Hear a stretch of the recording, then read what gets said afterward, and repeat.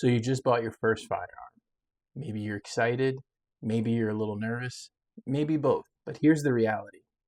Buying it is the easy part, depending on what state you live in. Knowing how to handle it responsibly, that's what actually matters.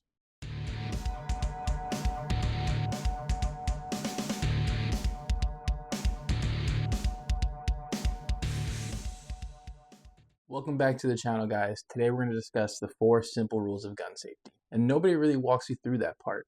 You kind of go to a store, again, depending on your state, check over the counter, maybe do a couple test runs, and purchase your first firearm. But that's not all. Let's walk through the first things you truly need to understand as a first-time firearms owner. It's often not talked about. Before cool accessories, before the range, before anything, you really need to understand the 4 core principles of gun safety. Rule number 1, treat every firearm as if it's loaded. Even if you just checked your firearm, check it again, and just for safe measures, check it one more time. Make sure the magazine is released, chamber in the round is out, rack a few times, and if you can, peek down, not the barrel, but peek down, to ensure it's safe. So for all intents and purposes and for educational matters, this is completely unloaded. There's no magazine. You can see me through the back end. And if you rack a few times, nothing comes out. That is the extent in which you want to check your firearm. And once you've done that a few times, a safe pull will generally, in a safe direction, is the last measure. Do that when comfortable, but always ensure completely empty. So always treat a firearm if it's loaded. When you go to the range and you're checking out firearms, you will see that the person over the counter is generally going to exit the magazine, check, hand it over to you. And then generally, if you have good training, you will also double check, even though you just saw that the person over the counter did a check for you. It's just kind of that proper etiquette and ensures 100% gun safety when handling a firearm. Rule number 2, and this is a very crucial rule. Never point a firearm at anything you're not willing to destroy. Never play around with friends and, hey, look what I've got. It's always super dangerous. It's kind of dumb. And that's what people get in trouble for. Essentially, if the muzzle's in a safe direction, you've already reduced risk dramatically. This always applies when you pick it up, put it down, and hand it off to somebody. When you pick up a firearm, finger is always off the trigger, muzzle's always in a safe direction. When you go to pass a firearm, you do it so in a safe manner as well. Which leads me to rule number 3. Finger is always off the trigger until you are ready to fire. It is generally one of the things that they do teach you at a range if you're going for any type of course or certifications or qualifications. If you're going to do things like concealed carry in certain states, like here in New Jersey, you actually have to go to a range and qualify to ensure that you know some of these basic rules of gun safety, as well as how to, manipulate and discharge a firearm. So number 3, finger always off the trigger. The last rule of firearm safety is to always know your target and what's beyond it. God forbid you ever found yourself in a firefight or in a situation where you need to draw your gun.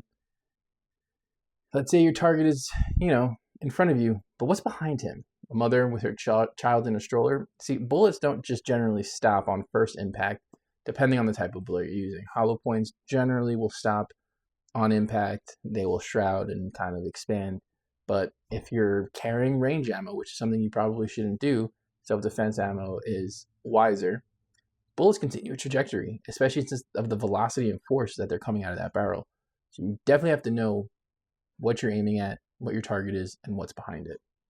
Often you'll see police scream things like crossfire because they don't want to just open and unleash fire, even if their target is directly in front of them. What's beyond that?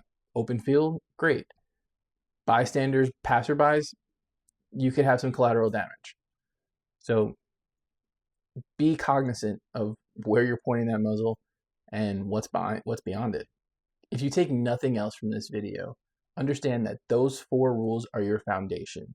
They're all the time. That's not a range rule. That's not a sometimes rule. That is a all the time rule. Guns are not toys. They're tools and weapons, and they should be handled as such.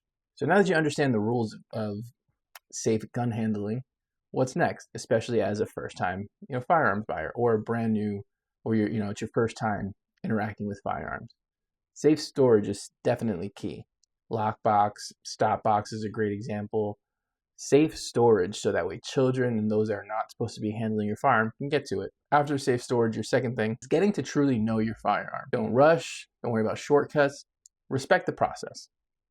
Go to the range, practice, and practice often. Learn what type of ammo works best with your firearm. Learn how to dismantle and clean your firearm after use. These are all very important things that often get overlooked because it's just cool to have a gun. Always keep the right mindset. When you conceal carry, I have the same thought process. It's not like you're walking around feeling invincible. In fact, when I'm concealed carrying in public, it makes me even more cautious of the situations and places I put myself in, because I want to ensure that I never have to expose that I am concealed carrying, because again, that can get stripped from me in a tussle, in a fight, and now that firearm is in someone else's hands, and that will still legally fall back on me because that is my firearm, and I need to be the one to protect it and to ensure its use and make sure it's always on my person. So congratulations, buying your first firearm is a huge step. It's a big step. You've practiced your Second Amendment, you've practiced your right to self-preservation and self-defense. That's amazing. But what matters most isn't what you bought. It's how you handle it and how you move forward with that. The goal is not to be flashy. The goal is to be responsible, consistent, and prepared. My reasoning for getting into firearms and concealed carry is to be prepared and to make sure my safety, the safety of my wife and my family when we're out in public, is always number one. If you're new to this channel, like this type of content, be sure to subscribe, drop a like, and leave a comment. I'm trying to build a community of like-minded individuals who, as my banner says, I'm a prepared civilian. I believe in the Second Amendment. I believe in the Constitution. I'm not law enforcement, and I'm not military. Yes, I work in security. That's a part-time gig. My main role is a marketing guy. So why do I carry a gun? Well, again, self-preservation and safety. Yeah, cops are great. Average response time, 7 to 12 minutes. When all you have are seconds, minutes truly matter. So I need to ensure that I am my first line of safety and that of my wife and my family as well. If you know someone who's looking to get into firearms or just possibly bought their first, send them this video. It might be one of the most important things they see right after buying that firearm. Till next time, guys. Peace.